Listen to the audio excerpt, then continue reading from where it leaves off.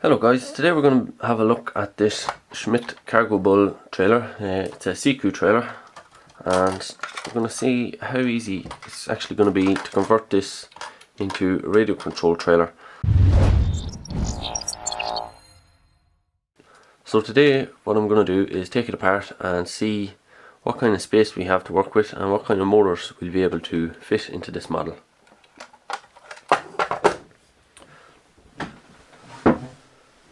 So I guess we'll just start removing the screws and see where we get. Looks like the wheels come off in one piece here, which would be pretty handy.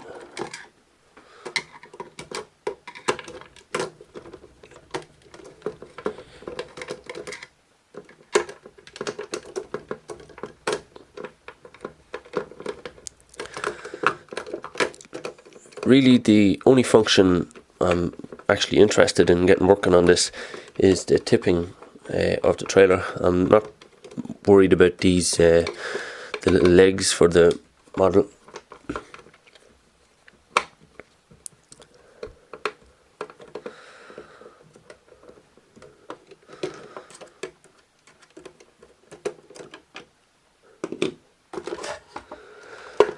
That piece out of the way. I'd say that's pretty much identical to the one in the other model.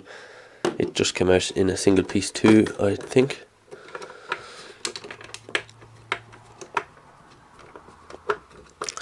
I'll also add the lights to the model. I don't think I'll add a motor for this, but I might. I didn't bother with the other model.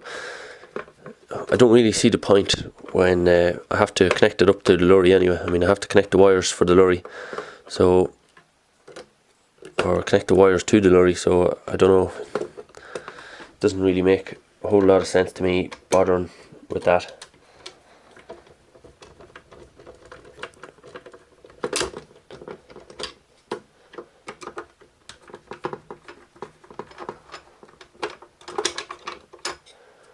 That piece comes out fairly handy. Looks like they left space for the wires to come out through there.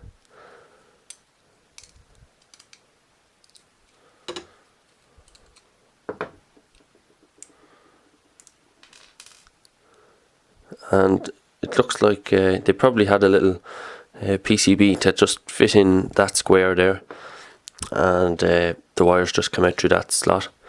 So that should be pretty easy for us to add some LEDs into. Probably some 1.8mm super bright LEDs would fit in there pretty perfectly. So I'll put that back together so I don't lose it.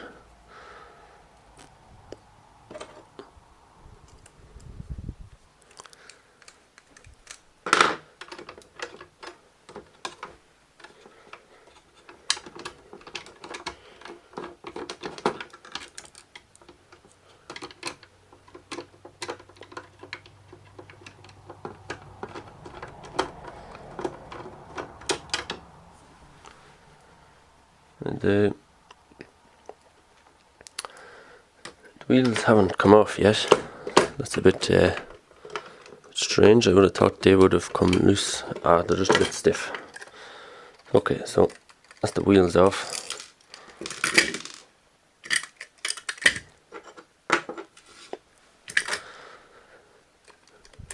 The wheels seem to be cast in a solid plastic unit. Looks like they're just like plastic welded together, I think, and that's just one piece, nothing really interesting there. This piece here is obviously like a fake motor, so we'll want to have a look at that, see if there's anything in that we can use. This is maybe where they had the electronics in the radio controlled version, because there is a Siku Control 32 version of this trailer, and I'd imagine this is pretty much identical model in pretty much every way.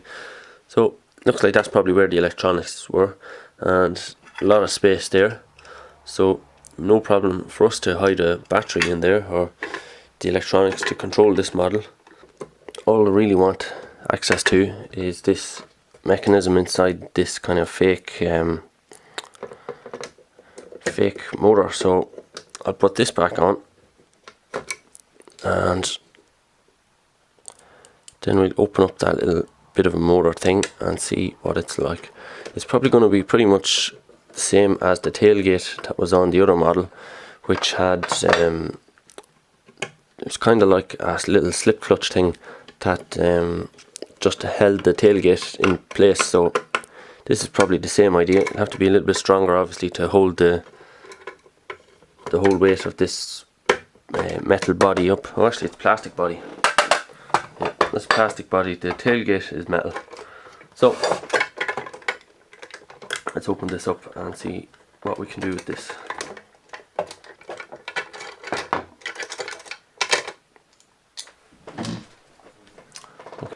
You can probably see in here that there's a sort of gear in here with a lot of little ridges running around it, and that mates with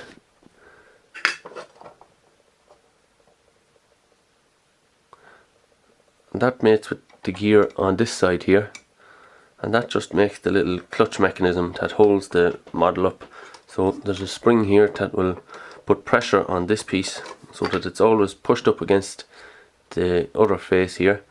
When those two are together, it should be able to hold the model in position. So if we look at the little mechanism here, take all that off. So it's pretty clear that this is the case for the motor for this model, and obviously they've just for this static version they've just replaced it with this simple little mechanism to hold the model up. So basically we need to come up with a way to drive this little connecting rod so that we can tip our trailer. They must have had a pretty strong motor here to be able to push that with such a small lever arm. So we're going to have to come up with something similarly strong. So my initial idea was to use one of these motors from the first motor review video, but it's just a little bit too big. So it'd be very hard to get that nicely fit in there. It's just a couple of millimeters too big. The next idea was to try and get this motor to work, but it's pretty big and it's taking up quite a lot of space in there, and also the wheels don't sit down properly on it. But luckily enough, I have ordered some motors for another motor review video, and among them is this little motor here. It looks like a second-hand motor recovered from something, but it just happens to be perfect width for this model. So I might be able to get this motor in here, make a little connecting arm that can go from here, make a little connecting arm from the motor to the existing arm here that we have, and I can 3D print pieces so that this is still in the same area that it was when it was inside this. So I can, take these measurements and make sure that this pivot point is in the same place still, and then design a connecting rod between the motor and this, and then hopefully that'll work out. Now, I haven't tested this motor yet, so I need to check how strong it is and what voltages it works from, because if it doesn't work at 3.7 volts, it's not much use to us, and if it doesn't have a lot of torque, again, it's not much use. So that's probably the way I'll go with that. If you want to see the review of this motor, it'll be in an upcoming video in the next week or two, so make sure and check that out. And there's quite a few little motors. I have a little motor like this with 2 motors built into it. I was thinking might give us a kind of a differential effect in a very small tractor, because it won't have a lot of power. These little gear motors, they might be useful for the little wrapper that I was trying to build. So that'll be in an upcoming video. So make sure and subscribe so you don't miss out on that. And if you have any comments or any suggestions on this trailer build, you can post them below or post them in the forum, and I'll do my best to answer them. That's pretty much everything, so thanks very much for watching.